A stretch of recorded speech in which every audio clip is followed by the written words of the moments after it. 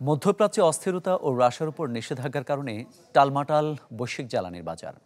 নবায়নযোগ্য শক্তির কারণে কিছুটা সংকুচিত হবে তেল, গ্যাস, কয়লার ব্যবহার। অন্যদিকে মার্কিন কর আরোপের প্রভাব নিত্যপণ্যে।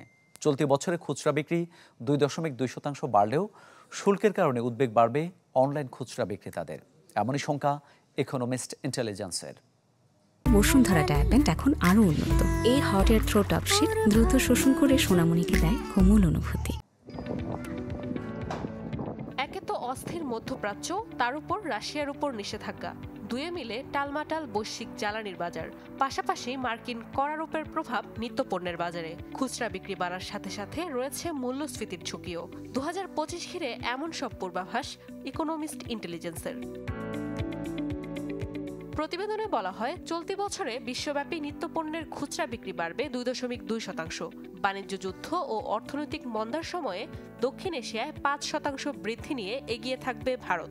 চীনের ক্ষেত্রে যা হবে 4। শুল্কের কারণে উদ্বেগ বাড়বে দেশটির অনলাইন খুচরা বিক্রেতাদের। চীনের উপর শুল্ক আরোপের কারণে ইউরোপীয় বিলাসী পণ্য, ফ্রেঞ্চ ওয়াইন, স্কটিশ হুইস্কি, আসবাবপত্র ও ইলেকট্রনিক্সের বাজারে প্রভাব পড়বে। চিনি এবং কোমল পানীয়র উপর করের কারণে কমবে ফাস্টফুডের ব্যবহার। অভিবাসন রোধে ট্রাম্পের পদক্ষেপে সংকুচিত হবে মার্কিন শ্রমবাজার। বিশেষ করে খুচরা বিক্রি, হোটেল আবাসন ও কৃষিখাতে বাড়বে মজুরি, বাড়বে অবসরে বিনোদন ও পর্যটন ব্যয়।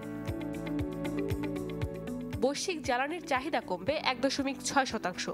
সংকুচিত হবে তেল, গ্যাস ও কয়লার বাজার।